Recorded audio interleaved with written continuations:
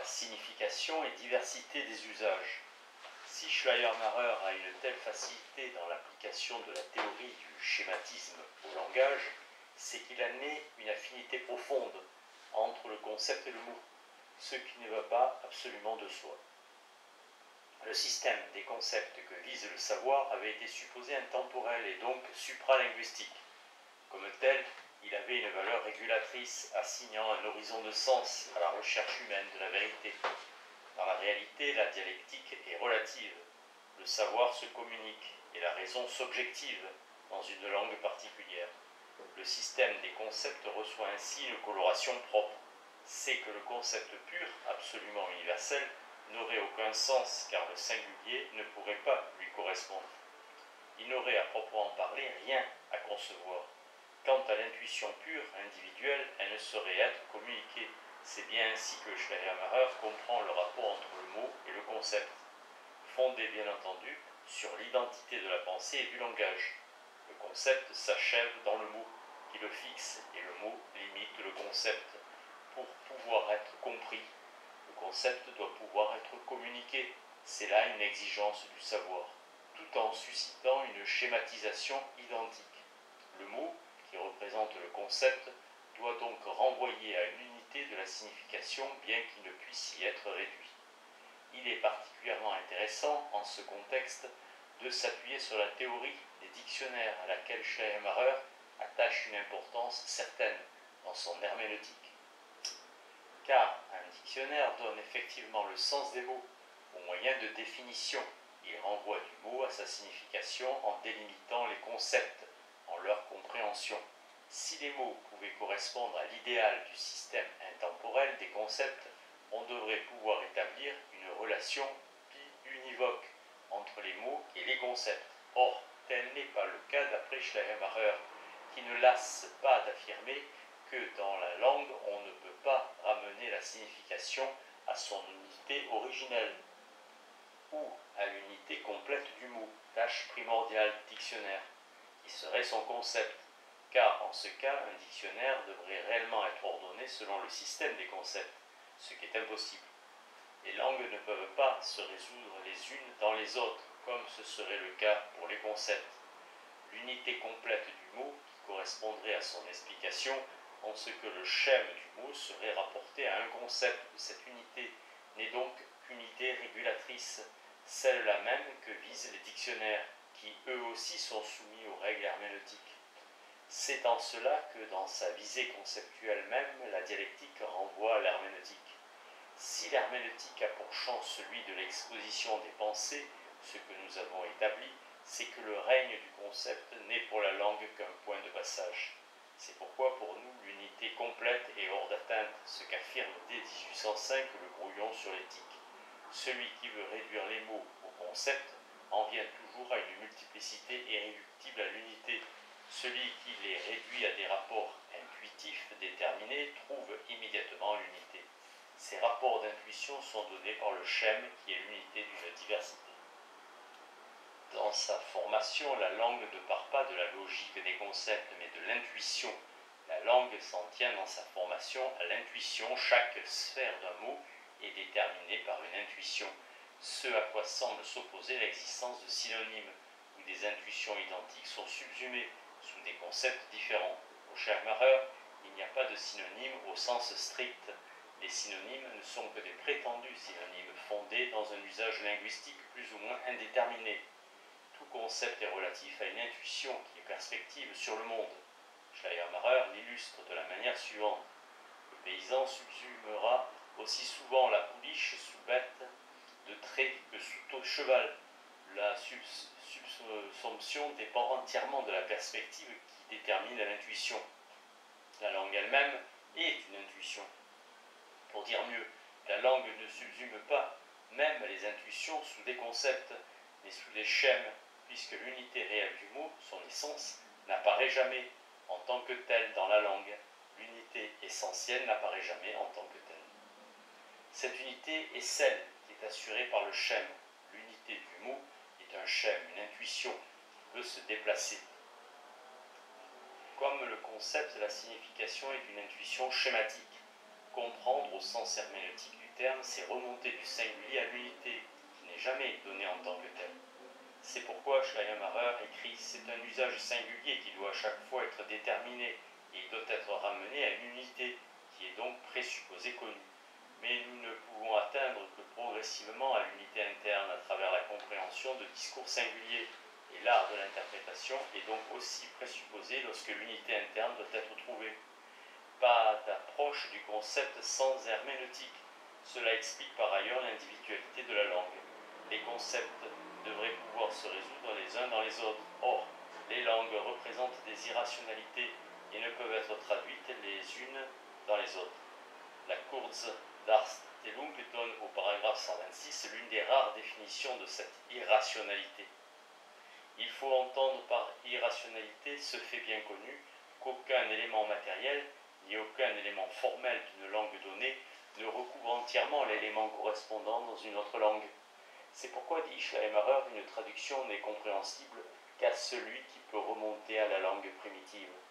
L'irrationalité correspond donc à l'incommensurabilité au sens mathématique. Nous avions déjà signalé que Schleiermacher s'était élevé contre la caractéristique universelle leibnizienne, qui non seulement est impossible dans le réel, et donc folie, mais encore fort peu souhaitable. Il n'en demeure pas moins qu'il lui arrive de parler d'une image générale de la langue. Et il faut expliquer pourquoi il ne s'agit pas là de la characteristica universalis. Le passage où se trouve la formule est relative à l'irrationalité des langues et à la traduction sous la forme spécifique, qui est la faculté d'apprendre des langues étrangères, la facilité à s'approprier de nombreuses langues en procédant avec art, en comparant la langue maternelle et la langue étrangère à l'image générale de la langue, est un talent.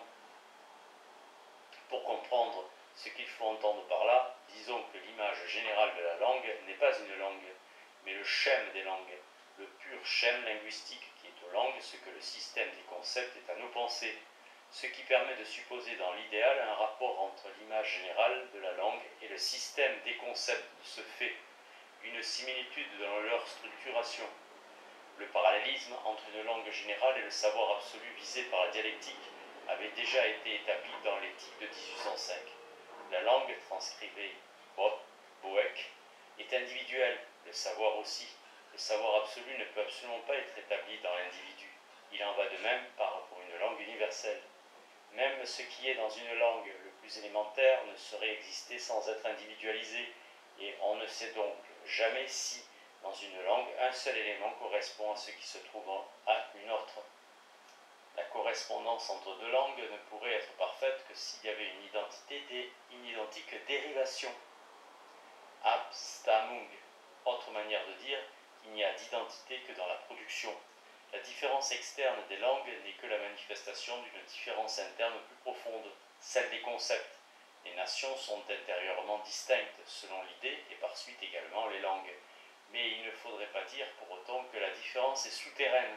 Bien au contraire, la différence est ce qui se manifeste. Ce qui est souterrain, c'est l'identité. La langue identique, la langue secrète et enterrée dans les gouffres des montagnes est au centre de la terre. Et au centre de la terre. Cette dernière, en son retrait, est l'image générale de la langue. En ce sens, Schleiermacher caresse l'idée d'une langue primitive, d'une urs praeke. Une telle similitude entre le savoir absolu et la langue générale, le savoir et la langue, plaide en faveur d'une relation plus étroite entre dialectique et herméneutique qu'elle n'est ordinairement supposée.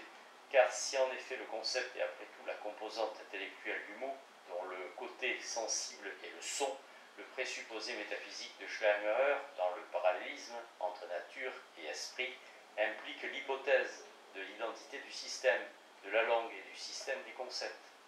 Et cela même si la particularité des langues implique une pluralité de systèmes de concepts qui n'exclut en rien la valeur régulatrice du système de concepts uniques. C'est que Schleiermacher identifie la signification linguistique et le concept. Par ce biais, la relativisation linguistique frappe la dialectique. Le vocabulaire d'une langue, nulle part, ne correspond exactement à celui d'une autre. Et même dans le temps, les concepts changent dans le champ d'une seule et même langue, de sorte qu'un mot parcourt une série de significations. On le voit, signification et concept sont assimilés, Mais la signification linguistique, pas plus que le concept, n'apparaît jamais pour elle-même. L'homme est toujours situé face à la langue, tout comme il est toujours situé dans le système des concepts qui jamais ne s'offre objectivement à lui. Pour ce qui est de la langue, l'homme est un lieu dans la langue où elle prend une figure particulière. Dans l'herméneutique générale de 1809 et 10, Schleiermacher écrit « On ne parvient à la langue elle-même qu'à travers la compréhension du discours humain.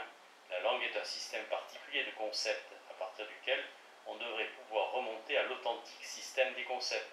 Le sens est donc dans l'interaction entre une langue comme système structuré et transcendant, et son actualisation qui donne son sens réel, individuel, à la signification idéale. Il en va de même dans la dialectique.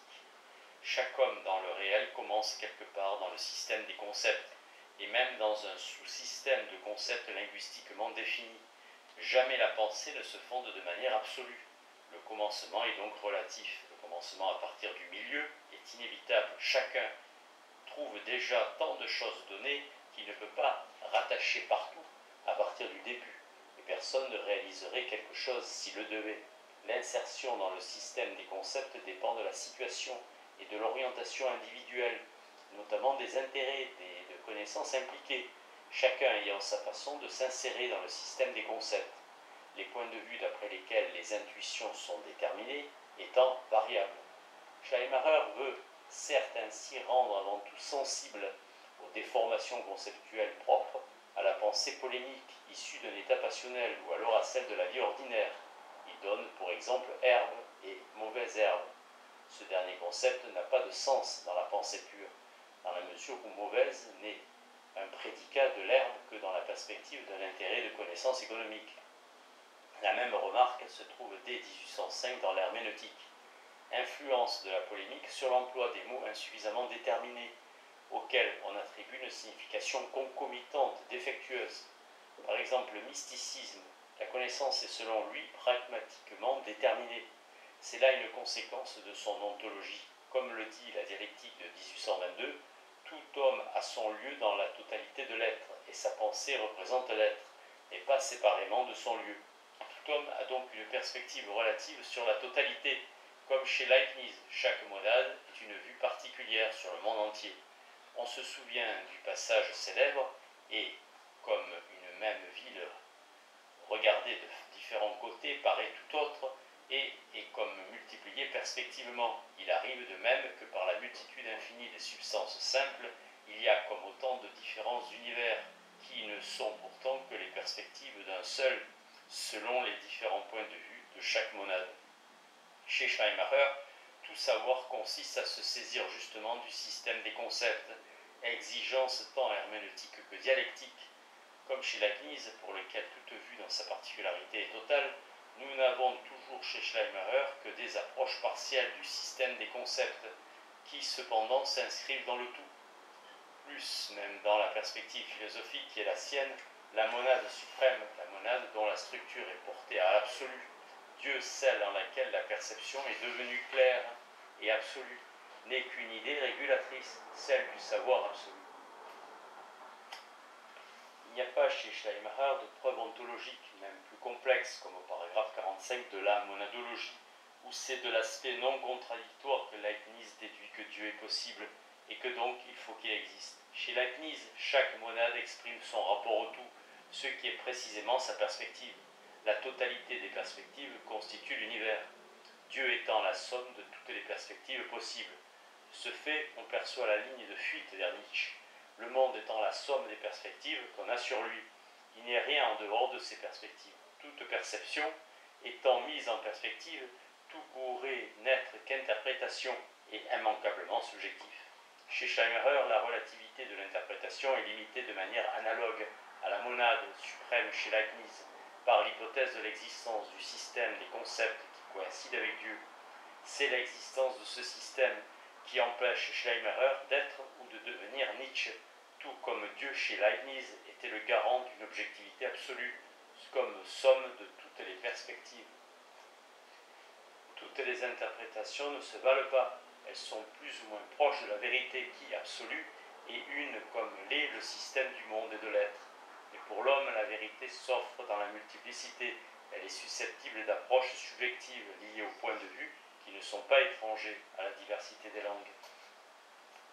Selon les concepts dont chacun dispose, une vue sur le monde, une vision du monde ou une compréhension est élaborée. Mais pour en disposer, ces concepts sont d'abord principalement transmis, et c'est là une conséquence ensuite déposée dans une langue singulière. De ce fait, nous n'accédons pas à la vision suprême, mais sommes immédiatement dépendants du système partiel et régional dans lequel nous sommes plongés. C'est pourquoi, répétons-le, tout commencement au milieu doit commencer avec un concept déjà transmis. Partant de ce point relatif, il faut essayer de saisir la série, passer du détail au tout et inversement. Ce principe dialectique guide précisément la démarche herméneutique et son oscillation entre l'universel et le particulier. Comprendre signifie alors clairement non pas avoir le même concept, mais l'avoir construit de la même façon, l'avoir inséré dans la même structure. Pour cette raison, il ne suffit pas de comprendre ce qui est dit dans un discours, mais comment a été construit, c'est-à-dire pensé par son auteur. Il est vrai que tous les discours n'ont pas la même ardeur dans la recherche du système intemporel des concepts. La science, par exemple, est le langage qui cherche le plus à s'approcher du système des concepts. Pour le scientifique, il faut remarquer le contenu de l'intuition, est en grande partie traité d'après des concepts et que les concepts singuliers doivent être représentés par des mots singuliers. Dans le langage réel, l'unité du mot échappe en raison de la diversité des usages et il faut clairement distinguer les deux. Dans tout élément, il faut distinguer la multiplicité de l'usage et l'unité de la signification. Cette remarque est aux yeux de Schleiermacher générale, puisqu'elle s'applique tout au matériel, les mots qu'aux formels, les liaisons constitutives des propositions, jugements, qui sont l'objet spécifique de l'herméneutique. La distinction qu'elle présente est le reflet de la différence entre dialectique et herméneutique. L'occurrence réelle des mots est dans la plupart des cas variable. Le sens est déterminé par le contexte, mais il existe une seule sphère du mot dans laquelle doivent être comprises toutes les autres. L'herméneutique de 1809-10 est sur ce point très précise et intéressante parce que presque contemporaine des premières ébauches de la dialectique. La distinction entre l'unité de la signification et l'occurrence singulière, comme l'un des multiples usages, est celle entre l'idée du mot et ses manifestations, qui sont toujours affectées par le contexte. Et l'idée du mot, appelée aussi l'essence interne d'un mot, n'est rien d'autre que le concept, qui lui non plus n'apparaît nulle part. L'accès direct au système des concepts nous demeure donc interdit. Il n'y a dans le discours et l'écrit vivant aucun mot dont on pourrait dire qu'il peut être présenté comme une unité pure. Seules des expressions fabriquées arbitrairement, qui n'ont pas été générées par la langue, n'ont pas d'usage divers. Ainsi, les expressions techniques, la langue vivante croissant naturellement par de perception et les fixes. L'unité de la signification correspond à la théorie des idées innées, dans la mesure où il s'agit de l'hypothèse d'un système linguistique, sémantique et syntaxique, qui ne serait pas soumis à la temporalité et à l'historicité. La langue serait transcendante et atemporelle. La langue elle-même est temporelle et inscrit cette temporalité dans le concept qu'elle expose. Or, de même que tout concept contient son histoire dans les jugements qui le constituent, histoire qui dépend des affections organiques. Tout mot renferme la sienne qui dépend également des perceptions et donc de la réceptivité. C'est pourquoi il était dit que l'intuition est essentiellement à l'œuvre dans la formation de la langue et est au principe de son historicité. Manfred Frank a noté à juste titre que la définition du schème par Schleiermacher ressemble à la définition du jeu de langage par Wittgenstein. Schleiermacher reste fondamentalement attaché à l'idée que le langage n'existe pas indépendamment d'un certain usage, ce qui permet d'introduire en quelque sorte au pragmatisme. On sait que pour le Wittgenstein du Tractatus Logico-Philosophicus, comprendre une proposition, c'est être en mesure d'énoncer la méthode linguistique logique de sa vérification possible. Dans les recherches philosophiques, la conception du Tractatus, qui voit dans la forme linguistique logique comme un reflet du monde, est abandonnée. Il ne s'agit plus alors pour saisir la langue que de mettre au jour les règles de constitution des jeux de langage. Le jeu de langage est défini au paragraphe 71 des recherches comme un concept au contour flou. Expliquer un mot consiste, selon Wittgenstein, à donner des exemples de son usage, c'est-à-dire des occurrences situées dans un contexte qui lui donne un sens. D'où l'importance des exemples qui ne donnent pas le concept, mais procurent la méthode, c'est-à-dire indiquent le schématisme. Voilà qui correspond chez Schleiermacher à la collection des analogies dans un dictionnaire. Il peut y avoir plusieurs sens, mais en vérité chaque mot n'a qu'une seule signification. Puisqu'on ne saurait accéder directement au concept ou à la signification, c'est-à-dire dans la mesure où la signification propre est inaccessible, et si les dictionnaires veulent indiquer la voie de la signification, alors ils doivent ébaucher un sens, orienté en partant de la collection d'une quantité d'usages singuliers indubitables. La règle pour parvenir à l'unité de la signification consiste à mettre ensemble les détails les plus opposés, comme pour dégager les variations d'une fonction en fixant ses limites. Plusieurs points, signifiants, principaux doivent être liés d'une façon variable à l'intérieur de certaines limites. C'est bien en termes de fonction, voire de sa représentation graphique, Schleiermacher parle en effet par exemple d'une courbe de la signification qu'il faudrait avoir entièrement sous les yeux, qui approche l'idée de signification, réduisant ainsi la substance du concept à la fonction qui le régit. Malgré leur interdépendance, le jugement devient en quelque sorte plus fondamental que le concept. Cette variation de fonction à laquelle est réduit le concept est le schématisme linguistique. L'approche de l'unité de la signification par Schleiermacher permet de ce fait de sauvegarder la tension qui habite l'herméneutique entre une logique linguistique s'épuisant dans la structure même de la langue, et un pragmatisme d'après lequel le langage n'est que dans l'usage. Ce point est de toute évidence déterminant pour la dialectique. Si le concept n'existe que par le langage, par l'intermédiaire linguistique, alors il est fonction du processus schématisant qui unit la fonction organique et la fonction intellectuelle comme deux pôles d'un seul et même process. C'est dire encore et d'une autre façon que l'intuition et le concept dans leur pureté n'existent pas, qu'ils sont les limites de notre activité organique et intellectuelle. Nous avions déjà dit que ces deux fonctions sont des pôles qui ne sont que dans leur relation réciproque comme des limites, qui ne sont pas elles-mêmes pensables. Il n'y a pas d'affection pure qui ne soit déjà informée ou synthétisée, tout comme il n'y a pas de concept pur qui ne soit suscité par une affection du sens externe ou interne. L'importance du schématisme tient à cette opposition médiane dans laquelle seule est possible la pensée effective. Or, le schématisme est par essence linguistique et trouve sa place dans l'éthique, puisqu'il permet précisément de transformer la nature en symbole, dans l'union de l'universel et du particulier, et dans la dialectique, puisque c'est dans elle que tout savoir se réalise. On saisit alors pourquoi le procédé du schématisme est tout particulièrement exposé dans ces deux dernières, et surtout que le langage et la communication deviennent le lieu véritable de la synthèse entre raison et nature. L'herméneutique, nécessaire aux deux, en retour n'en est alors que plus fondamentale.